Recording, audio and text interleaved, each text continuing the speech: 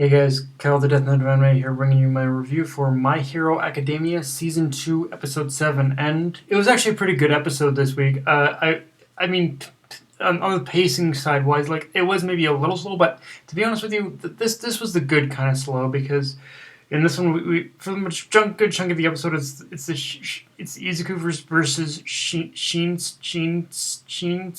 Shinso fight, and it was a really good episode. Like and the one thing that really pushed it for me ahead, believe it or not, was the music, because the music gave a very foreboding feel to the episode, which is good considering what Shinzo's power is. Um, which in this episode it is it is essentially revealed that his it is essentially revealed in this episode that his quirk is in fact brainwashing, which is used, of course, to brainwash the opponent. But and and the irony that I felt was being pushed throughout this episode was that Shinzo himself considers his quirk to be useless and not really all that up to par with all the other heroic quirks, as he put it. But the irony of that is that it is probably like pretty much all the spectators had said after the fight was over. It's probably one of the most useful, powerful, and even dangerous quirks to have. Like Shinzo said, it's the kind of quirk you'd have as a villain. But like pretty much all the hero spectators were saying in the audience, that quirk is very useful when it would be very useful when it comes to when it comes to when it comes to capturing low level villains, because I think he did say that the weakness one of the weaknesses of his quirk is that if the user has a high willpower, one of the weaknesses of the quirk is that if the user has a high willpower, then it doesn't work. But it would still be useful in capturing all the weaker and lower level villains that exist there. So, yeah, Shinso, buddy, whatever you're talking about with your quirk being useless, I'd rethink your I'd rethink your stance on your quirk a bit there, buddy. Um, Another thing we learned is that, like I said, one of weaknesses of Shinzo's quirk is that if the user has a high willpower, they can resist it. But another weakness to Shinzo's quirk, brainwashing, is that the weakness is kind of the weakness is described that the only way to break it is to inflict some is to have someone bump into you, or just kind of inflict some kind of physical pain on yourself in order to break out of the in order to break out of the brainwashing. And that is kind of a whole that is in a way kind of seems like a pretty standard weakness for any kind of brainwashing out there. So I guess it is good to know that Horikoshi is taken from standard practices and whatnot, because the whole weakness of the quirk itself is very similar to how a hypnotist, for instance, would break someone out of a trance. So yeah, it I guess it is interesting to note that his quirk is kind of that his quirk that does of course does show the basic strengths and weaknesses of regular old brainwashing. But hey, I like it.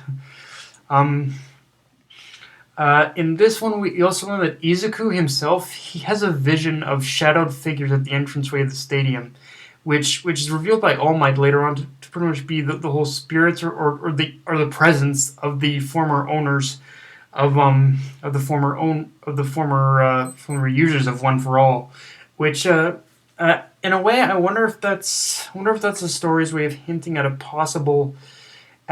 possibility that with proper training, one who has attained One for All can possibly do a little have can possibly commune, or communicate with the spirits of those previous owners. But I'm probably thinking a little too a little I'm probably thinking mystical in that edge, because what All Might did say that when that I think the more that Izuku has a handle on One for All, I think the less that those I think because All Might did say that the more Izuku masters One for All, I think the stronger that film is probably going to get. So who knows? It could happen. Um, but for now, it worked in the sense. But for now, that whole communication with the previous owners worked in the sense where uh, the it kind of provided a little self activation of One for All in order to break Yuzuku out of his trance. So it's good in that respect that we know that at least when he finds himself in that kind of bind again, hopefully the years that the previous owners, the whole spirits will in fact will break him out of that curse. Or then again, he probably has learned that now from this fight in order to of what to do when he comes across people like that again. Hopefully.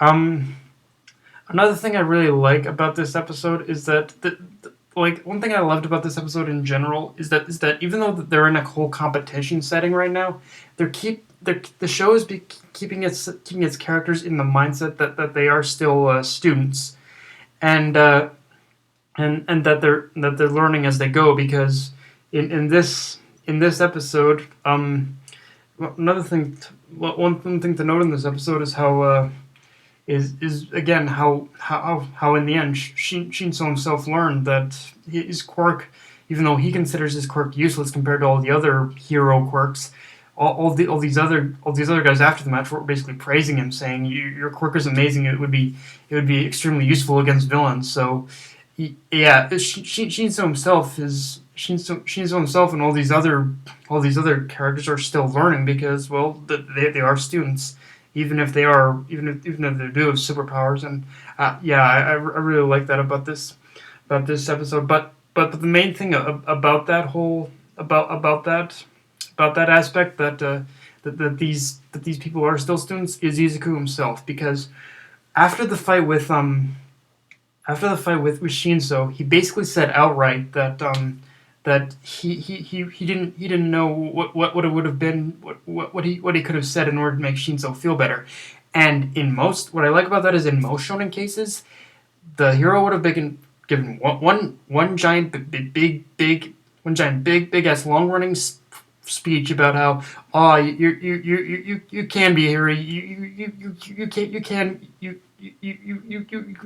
can of course you can walk away from this dark path and fulfill your dream.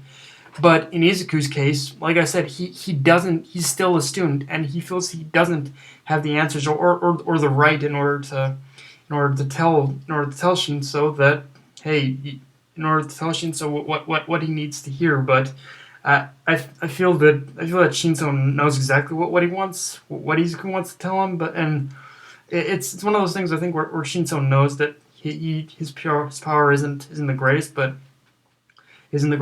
at least he's getting acknowledgement, I think. So it's through the actions rather than the words, I find, in this episode. That was great about this episode.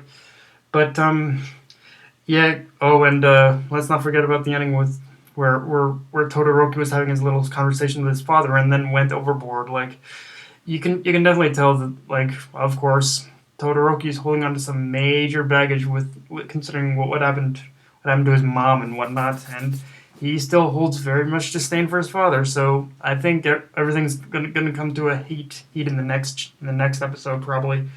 But yeah, guys, that's my review of My Hero Academia, Boku no Hero Academia, season 2, episode 7.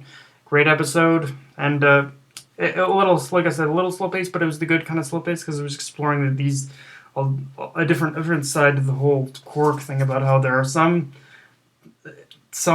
quirks that might not be the greatest, but they can still be, if used correctly, that they can be used for heroism, I think.